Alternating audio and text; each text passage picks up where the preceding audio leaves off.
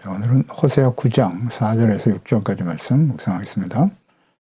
9장 4절에서 6절까지 말씀있습니다. 그들은 여호와께 포도주를 부어드리지 못하며 여호와께서 기뻐하시는 바도 되지 못할 것이라. 그들의 재물은 애곡하는 자의 떡과 같아서 그것을 먹는 자는 더러워지나니 그들의 떡은 자기의 먹기에만 사용될 뿐이라. 여호와의 집에 드릴 것이 아님이니라. 너희는 명절날과 여호와의 절기의 날에 무엇을 하겠느냐? 보라, 그들이 멸망을 피하여 갈지라도 애굽은 그들을 모으고 노브는 그들을 장사하리니 그들의 은은 귀한 것이나 찔레가 덮일 것이요 그들의 장막 안에는 가시덩굴이 퍼지리라. 아멘. 하나님께서 받지 않으시는 제사와 예배, 하나님을 떠나 불의하고 우상숭배로 하나님께 음행하였고, 또 그들이 추수하는 타작마당에서 기뻐하고 즐거워하고 있는 이유가 풍성한 소출이 하나님께서 주신 것이 아닌 바알과 같은 무상에 의해서 주어졌다라고 생각하며 기뻐 뛰놀고 있었다는 것이죠. 하나님을 떠난 사람들의 기쁨, 이런 세속적인 행복과 기쁨을 추구하는 사람들, 당시에 북이스라엘 백성들과 같은 사람들이죠. 자신들에게 주어진 모든 것이 하나님으로부터 주어진 것이 아니라 자신의 능력이나 힘 있는 사람들 혹은 재물, 이런 것들이라고 생각하면서 세속적인 쾌락과 기쁨에 빠져 있는 사람들, 이것은 곧 우상 숭배하는 자들과 같다. 우리의 기쁨의 근원이 무엇인가를 잘 생각해야 합니다.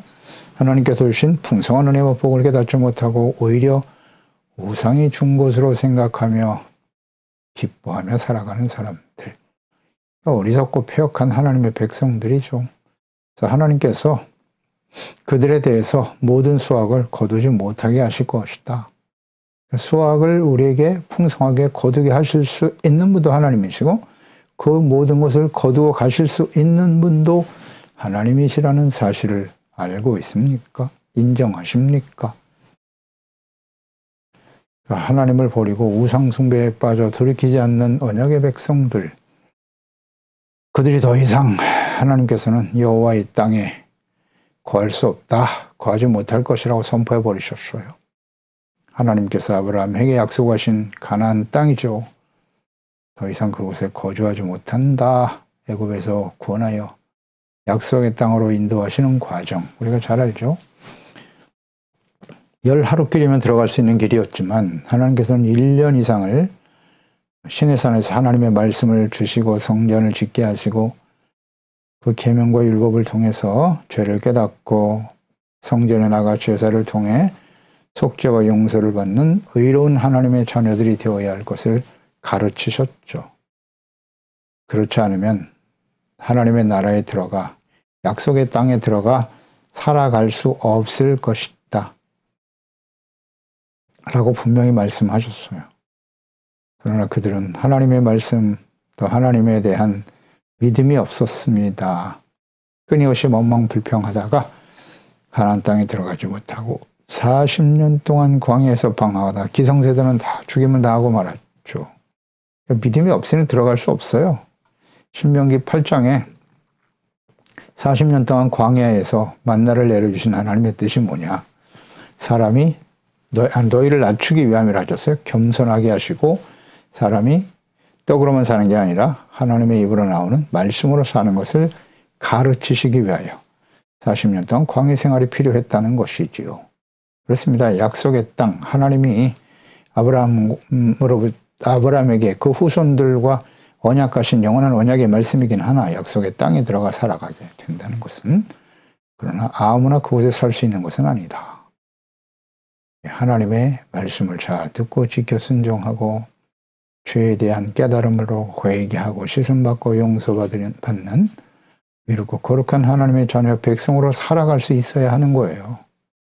그래야 약속의 땅에 거하게 되는 것인데, 하나님이 우려하셨던 대로 그들은 약속의 땅에 들어가자마자 여호수아가 죽고 나자 바로 사사시대를 맞이하게 되죠. 그에 의해 왕이신 하나님을 버리고 사람이 왕이 되어 다스리게 하소서. 그래서 시작된 사울 왕으로 시작된 왕정 시대 어떻게 되었나요? 이렇게 지금 북이스라엘 마지막 왕인 호세아 왕 시대에 아수르에 의해서 멸망을 당할 수밖에 없는 상황까지 오게 된 것입니다.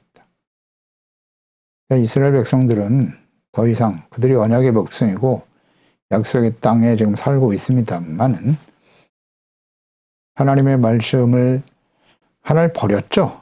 버리고 우상을 향해 달려가고 끊임없이 말씀을 보내고 선제를 보내서 돌아오게 하셨지만 들키지 않기 때문에 이제는 거기에 거할 자격이 없다. 거주할 수 없다. 누가요? 하나님의 언약의 백성이요. 언약이라는 말을 잘 기억하세요. 아브라함으로부터 세우신 언약, 다윗의 언약으로 이어지고요. 예수 그리스도를 보내줌으로써 새 언약으로 그 피로 맺은 예수님의 십자가의 피로 맺은 새 언약의 백성이 되게 하셨어요. 그 언약의 백성들이라고 하는 것은 어떤 의미를 가지는가? 잘 생각해야 합니다.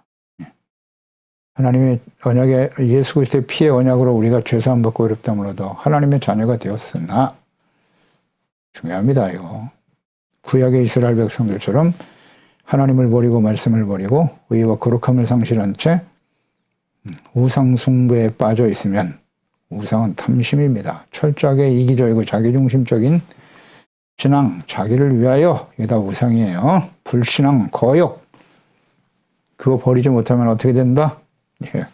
구약시대 이스라엘 백성들처럼 될 것이다. 그렇지 않나요? 그게 성경 아니에요? 하나님의 말씀을 통해서 잘 분별하고 깨달아야 됩니다.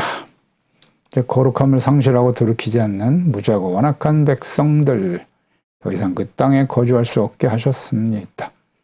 지금까지도 하나님의 백성들이 온전히 예수님께 돌아오지 않고 있어요. 언약의 백성 이스라엘. 그러니까 하나님의 성전이 있었던 그 예루살렘에 우상의 성전이 세워져 있죠. 모스크가 세워져 있습니다. 이슬람의 모스크가 세워져 있어요. 그곳에 지금 이스라엘 백성들이 그것을 헐고 성전을 세우고자 하는 간절한 소망을 가지고 준비하고 있다고 하는데, 혹은 다른 지역에 제3성전을 세우겠다라고 완벽한 계획을 세우고 준비하고 있다고 하는데, 그곳에 성전이 세워진들 하나님이 거기 계실까요? 그들이 진실로 회개하고 예수 그리스도를 믿고 인정하지 않으면 아무리 크고 화려한 성전을 지은들 그곳에 하나님은 계시지 않습니다. 그 완악한 이스라엘 백성들이 결국 아수르에 의해서 포로로 끌려가서 흩어져 살아가게 될 것이다. 그곳에서 드리는 제사 하나님이 받으실 수 없다. 받지 않으신다고 하셨어요. 4절에 그들은 여호와께 포도주를 부어드리지 못할 것이고 여호와께서 기뻐하시는 바도 되지 못할 것이다. 하나님께 포도주를 부어드린다라고 하는 것은 하나님께 드리는 제사, 즉 전제를 의미하는 것인데요. 출애굽기 29장 38절 이하에 내가 제단 위에 드릴 것은 이러하니라. 매일이에요.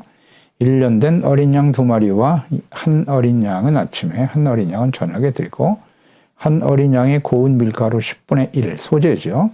에바와 찌은 기름 4분의 1 흰을 더하고 또 전제로 포도주 4분의 1 흰을 더할 것이며 라고 말씀하고 있죠. 이 전제, 포도주를 부어드리는 거예요. 소재와 함께 상번제입니다. 매일 아침과 저녁으로 드리는 제사였던 것이죠. 포도주를 부어드린다. 전제의 제사예요. 그들이 제물은 매일 드리는 상번제이지만 하나님께서 드릴 수도 없고 성전이 없으니까요. 아수르 포로로 끌려가서 하나님의 약속의 땅에서 완전히 뽑혀서 이방에 흩어져 살아가게 될 테니까 성전이 없으니 제사를 드릴 수도 없을 것이고 제사를 드린들 하나님이 받지 않으시겠다는 거예요. 그들의 제물은 애곡하는 자의 떡과 같다. 그것을 먹는 사람은 다 부정하고 더러워지니 자기들 먹기에는 소용될지 모르겠지만 하나님의 집 성전에 드릴 것은 아니다. 라고 말씀을 하고 계시네요.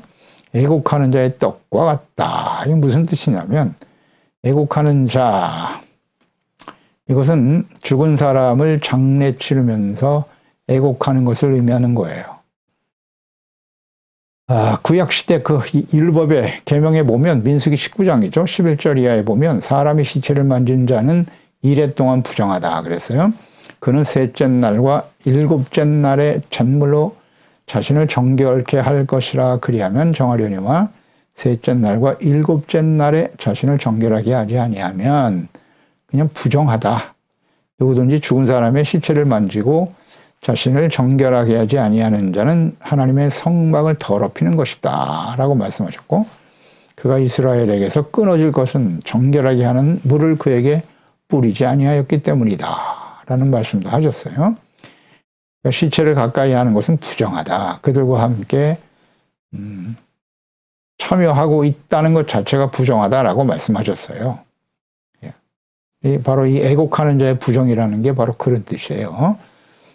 하나님 민수기 19장 11절 이하의 규례대로 그들이 하나님 앞에 떡을 드리고 제물을 드리고 제사와 예배를 드린다 한들 하나님이 부정하다고 생각하는 거예요. 부정하는 것은 절대 하나님 앞에 나가서 예배 드릴 수도 없다고 하셨죠.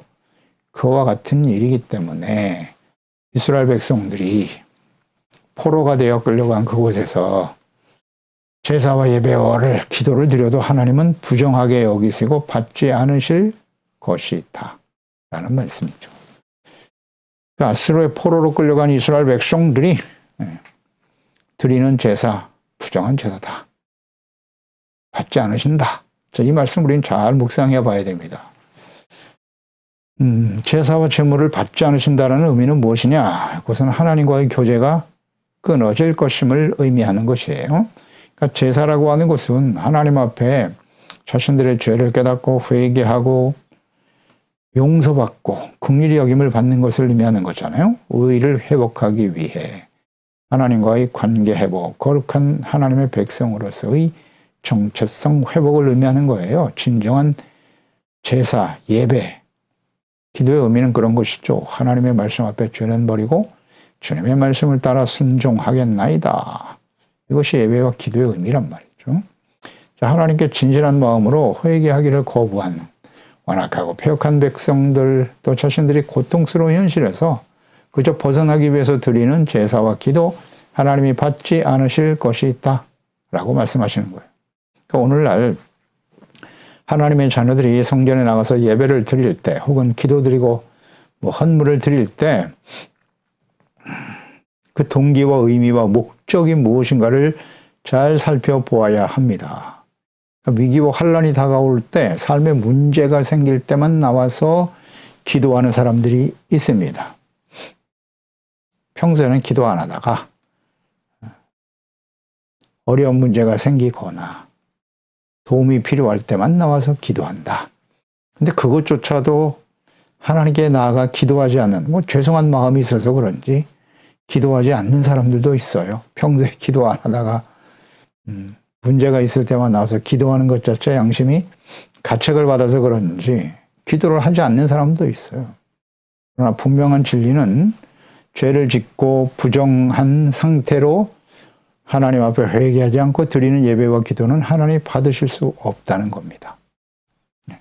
하나님께 나아가서 진실로 자신의 잘못을 돌이키면 되는 거예요. 말씀을 들어야죠. 그러니까 말씀을 듣는 목적이 자신의 소원과 무슨 욕망을 이루기 위한 말씀이 되어서는 안 되고요. 하나님의 말씀을 통해 책망과 교훈을 얻어 하나님 앞에 죄와 허물을 깨닫고 돌이키고 용서받으면 되는 거죠. 그리고 겸손히 하나님께 도움을 구하는, 그러면 되는 거예요. 뭐 어렵습니까 그게. 하나님의 말씀을 묵상하는 일, 하나님께 나아가 말씀을 듣고 기도하고 예배하는 그 의미와 목적을 잘 생각해야 돼요. 책망과 교훈을 얻는 것이어야 함을 명심하고 또 명심해야 합니다. 하나님 우리 마음의 중심을 보고 계시잖아요. 하나님은 제사를 원치 아니하시고 인내를 원하시나니라. 하나님을 사랑하는 것, 하나님을 사랑하는 것은 뭐죠? 그 계명을 가지고 지키는 것이다. 구약의 계명이 의미가 없습니까? 지금은 예수님이 새 언약으로 새 계명을 주셨잖아요. 내가 너희를 사랑한 것 같이 너희가 서로 사랑하라. 율법 계명의 핵심은 뭐라고요? 하나님 사랑, 이웃 사랑이잖아요. 그걸 실천하는 게 의고요. 예수님은 서로 사랑하라고, 내가 너희를 사랑한 것처럼. 그러면서 이제 산상수훈의 말씀을 자세히 기록하여 남기셨잖아요. 내가 율법을 폐하러 온 게 아니야. 완전하게 하기 위해서 오셨다. 구체적인 내용들이죠. 말씀하셨어요. 하나님 사랑, 이웃 사랑의 구체적 실천이죠. 그래서 5절에 너희는 명절날과 여호와의 절기날에 무엇을 하겠느냐. 그러니까 이스라엘이 아수르에서 포로로 끌려가서 흩어져 살아가면서 이제 그곳엔 성전이 없으니까요. 희생제사, 속죄제사를 드릴 수도 없고 절기를 지키지도 못할 것이다. 그러니까 이 악행, 그들의 불의와 악행에 대해서 공의가 실현됨으로써 포로로 끌려간 이스라엘, 그들은 포로가 되어서야 이제 하나님의 말씀이 성취되었다는 사실을 깨닫고 회개하고 돌이켜 하나님께 용서를 구할 수 있겠지만, 하나님의 성전이 없기 때문에 절기를 지킬 수도 없고 제사와 예배를 드릴 수도 없게 되었다는 것이죠.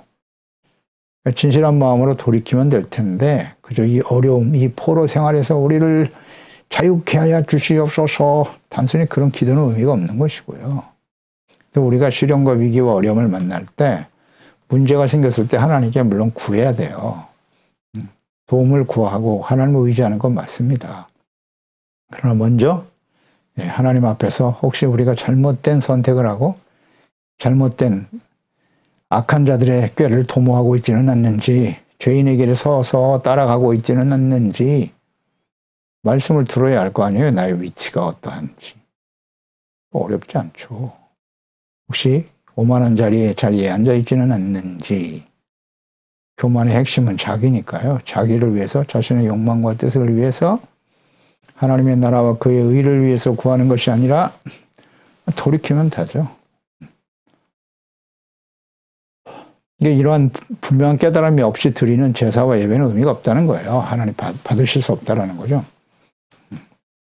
자비와 긍휼을 얻을 수 없게 될 것이다. 굉장히 고통스러운 시간이, 어떻게 보면 절망의 시간이에요. 이것이 이제 연단, 훈련의 과정이다, 이렇게 보면 되겠죠. 하나님께서 절기를 지키라고 명령하신 이유는 뭐냐? 그 의미를 우리는 알죠? 구약시대에 계명에 말씀하셨죠. 남자들은, 유대인, 하나님 만약에 백성 남들 1년에 3번 성전에 나와야 된다. 유월절, 오순절, 맥추절이죠. 그리고 마지막 절기인 수장절, 초막절, 반드시 지키라고 말씀하셨어요. 그 의미는 뭐죠? 왜 절기를 지키라고 하신 거예요? 하나님의 은혜를 잊지 않도록 하라. 유월절, 애굽에서 구원하신 하나님의 구원의 은혜. 맥추절, 우리의 모든 수확을 주시는 분이 하나님이시다. 하나님의 은혜, 우리의 삶의 근원이 하나님이시다. 수장절, 추수감사절 같은 것이죠. 우리의 모든 소득이 하나님의 은혜로 된 것입니다. 구원으로부터 혹은 또 우리의 모든 삶의 여정에 하나님이 함께 하시고 은혜 가운데 인도하셨음을 깨닫는 거죠. 그리고 하나님의 성전에 나가서 제사와 예배를 드리는 거예요. 혹시 우리가 하나님 앞에 범죄한 거 있으면 깨닫게 하시고 용서해 주옵소서. 그게 절기를 지키는 의미 아닌가요? 근데 하나님의 구원의 은혜를 깨닫고 감사하며 주님을 섬겨야 될 하나님의 자녀들이 여전히 죄 가운데 살아가고 있다? 그걸 깨닫고 돌이켜야 되는데, 그런 마음이 없이 드리는 절기와 제사, 하나님께서 기뻐하시지 않습니다. 받으실 수 없다는 거예요. 요한복음 4장 24절, 우리가 잘 아는 말씀이죠. 하나님의 영이시니 예배하는 자가 영과 진리로 예배할지니라. 하나님이 이렇게 예배드리는 사람을 찾으신다라고 말씀하셨죠. 그럼 진리와 영으로 드리는 예배란 무엇일까요? 의미를 잘 알고 계시나요? 진리는 하나님의 말씀, 예수 그리스도죠. 그러니까 하나님의 말씀을 듣고 책망과 교훈을 얻어 자신들의 잘못을 깨닫고 돌이켜 진리가 되신 예수 그리스도의 십자가 대속의 피로 씻음받고 용서받고 하나님의 은혜에 감사하며 드리는 예배, 성령님의 인도하심을 따라 드리는 예배, 영적 예배가 돼야지 육신의 만족과 유익을 위해서 드리는 예배가 되어서는 안 된다는 뜻이에요. 그렇지 않습니까?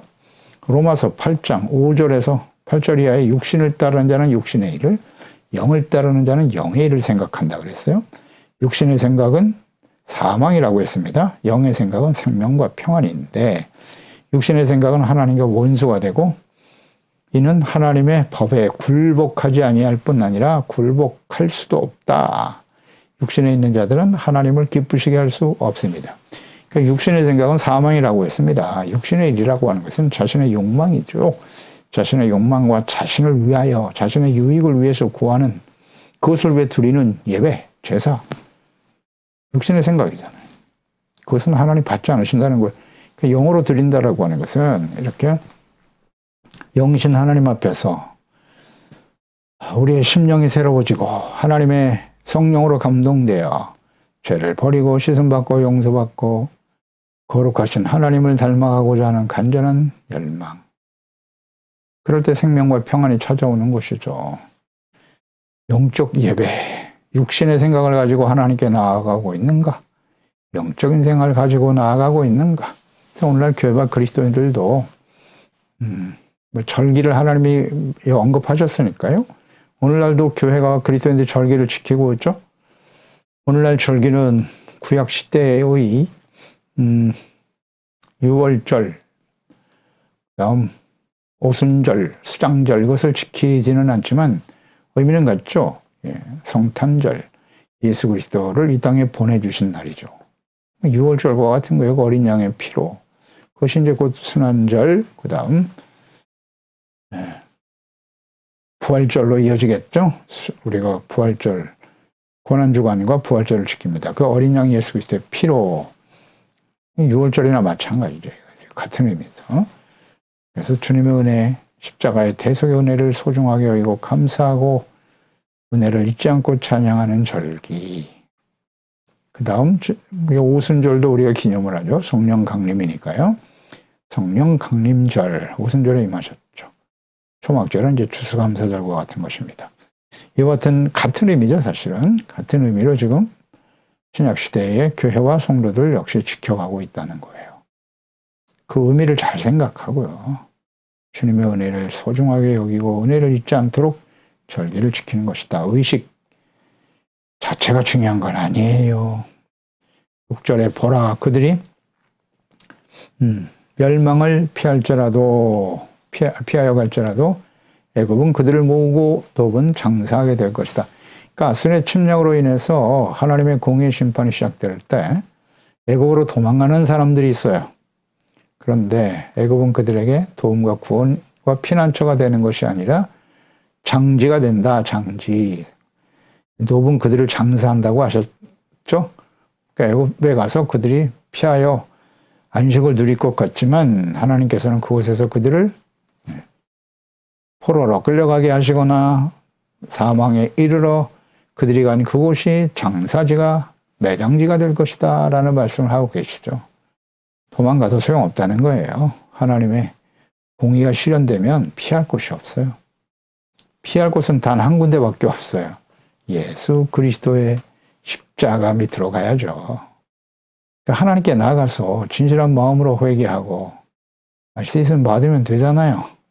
그 길밖에는 구원의 길이 없어요. 어렵지 않은데 하나님의 백성들이 그걸 못하네요. 오늘날도 마찬가지죠. 마지막을 향해 달려가는 이 시대잖아요. 이제 예수님의 재림과 마지막 심판을 향해 달려가고 있는데 세상에서 부와 영광, 힘과 권력을 가진 사람들이 우리를 지켜줄 수 있을까요? 재물이, 권력이 우리를 마지막 심판에서 구원해 줄 수 있을까요? 어림없는 소리요. 오직 예수 그리스도의 십자가 밑에 나아가 주의 말씀 앞에 우리의 죄를 깨닫고 회개하고 돌이키고 씻음받고 용서받고 이렇고 거룩한 하나님의 자녀로 살아가는 것, 단순한 진리잖아요. 근데 뭘 그걸 끝까지 거부하면서 우리는 예수 믿고 구원받았으니까 이 세상에 살아가는 동안 모든 것을 누리며 살아가는 것이 복이다. 틀린 말은 아니죠. 하나님이 약속하셨으니까. 문제는 하나님보다 썩어져갈 세상에 있는 육신의 일들을 더 좋아한다는 거예요. 너무나 쉽게 불의와 타협하고 재물이 주인이죠. 오늘날 세상의 주인은 재물입니다.